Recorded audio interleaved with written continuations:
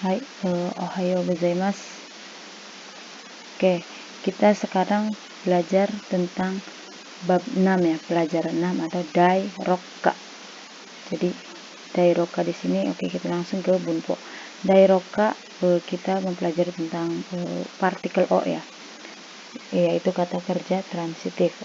Partikel o di sini menunjukkan objek atau tujuan dari kata kerja transitif ya. Jadi penggunaan partikel o ini bisa seperti ini, kita bisa lihat. Jadi bunponya ada kata benda, lalu partikel o, dan kata kerja transitif. Kita langsung ke reibong biar lebih jelas. Nah, di sini ada gohang o tabemasu. Ya, gohang o tabemasu. Jadi di sini makan nasi ya. Jadi cara mengartikannya dari belakang dulu. Makan nasi ya. Dan nomor 2 ada di sini mizu o nomimasu. Minum air ya, atau meminum air ya. Dan selanjutnya ada juga hong o yomimasu. Hong o yomimasu. Jadi artinya membaca buku ya. Dan yang terakhir ada di sini tegami o kakimasu ya, menulis surat ya. Menulis surat. Jadi partikel o ini harus digunakan untuk kata kerja transitif. Nah, lalu di sini ada kata benda o shimasu ya. O shimasu. Jadi shimasu di sini ya disertai kata benda secara luas, secara objek, dan juga mempunyai arti bahwa melakukan hal yang ditunjukkan oleh objek tersebut. Biar kita lebih jelas langsung ke reibung. Nah, di sini ada sakka o shimasu ya, bermain sepak bola. Jadi o shimasu di sini merubah kata benda menjadi kata kerja ya. Sakka di sini kan kata benda. Jadi jika ditambahkan o shimasu, dia berubah menjadi kata kerja. Jadi bermain sepak bola. Dan di sini juga ada nih nomor 2, shukudai o shimasu, membuat PR ya. Shukudai juga di sini kata benda ya, kata benda yang dijadikan kata kerja digabung dengan o shimasu. Jadi artinya membuat PR ya. Jadi ada beberapa kata benda yang bisa dirubah menjadi kata kerja ya. Tapi tidak semuanya kata benda bisa dijadikan kata kerja. Nah, lalu di sini ada nan dan nani ya. Nan dan nani ini sebenarnya artinya sama, yaitu artinya apa ya. Tetapi berbeda ya cara penggunaannya. Kita bisa lihat di sini contoh ya. Nomor 1, nani o shimasu ka ya. Nani o shimasu ka, melakukan apa ya. Jadi jika di sini partikel o, otomatis di sini menggunakan nani ya. Nah di sini ada nomor 2, nan no hong desu ka, buku apa ya, buku apa. Jadi jika di sini partikel o ya, kata tanyanya bisa menggunakan nan ya. Jadi bisa dipahami. Lalu selanjutnya yang ketiga ada di sini partikel d ya. Partikel d. Kata benda tempat, lalu partikel d dan kata kerja. Jadi partikel d di sini apa sih? Jadi partikel d di sini berbeda dengan partikel d sebelumnya di bab sebelumnya. Jadi yang dipelajari di sini disertai kata benda yang menunjukkan tempat ya, yang menunjukkan suatu aktivitas ya, yang di dalamnya ada suatu pergerakan. Reibung ya. Di sini ada nomor 1, Osaka de omiyage o kaimashita. Nah di sini bisa dilihat artinya membeli oleh-oleh di Osaka ya, atau telah membeli oleh-oleh di Osaka ya. Jadi partikel d ini adanya suatu pergerakan ya di suatu tempat ya. Dan di depannya di sini bunponya kata benda tempat lalu partikel d ya. Jadi bisa diartikan di ya. D di sini bisa diartikan dengan di ya. Jadi Osaka de omiyage o kaimashita. Bisa diartikan telah membeli oleh-oleh di Osaka ya. Oke. Selanjutnya nomor 2. Raishu depato de kabang o kaimasu. Nah, di sini minggu depan akan membeli tas di department store ya. Jadi minggu depan ya, Raishu akan membeli tas di depato ya, department store. Oke. Jadi seperti itu. Jadi D di sini bisa diartikan dengan di ya, biar kalian lebih mudah. Oke.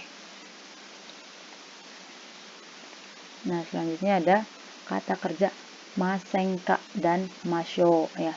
Masho. Oke. Jadi seperti ini ya. Masenka dan masho ini memiliki arti yang sama ya, yaitu ajakan ya, ajakan. Tetapi penggunaannya itu berbeda ya. Oke. Kita di sini lebih rinci lagi ya. Masenka ya, bisa diartikan bagaimana atau maukah ya. Oke. Masenka ini adalah ekspresi untuk mengajak lawan bicara ya. Tetapi lebih ditunjukkan rasa hormat kepada lawan bicara ya, kalau yang masenka ya. Misalkan ke caco ya, ke atasan gitu, ke bos kita ya, seperti itu. Agar lebih sopan ya. Jadi masenka di sini itu lebih ke menawarkan gitu, menawarkan dengan sopan ya. Jadi tidak maupun tidak apa-apa, misalkan yang lawan bicaranya tidak ingin ikut pun tidak apa-apa, seperti itu. Nah, kalau masyo di sini ya, masyo di sini bisa kita artikan mari atau ayo ya. Di sini ekspresi untuk mengusulkan secara aktif dan mengajak ya. Dan mengajak. Ini lebih ke seperti ke teman ya, ke teman yang sudah akrab ya. Jadi kita bisa menggunakan masyo ya. Oke. Kita langsung ke reibung. Nah, di sini reibung yang masenka dulu ya di sini. Asta jogu Jakarta ikimasenka ya. Jadi maukah ya, maukah besok pergi ke Yogyakarta ya, seperti itu. Jadi ini mengajak ya, mengajak. Jadi si lawan bicara itu tidak harus ikut ya, nggak apa-apa, ini hanya sekadar ajakan. Oke.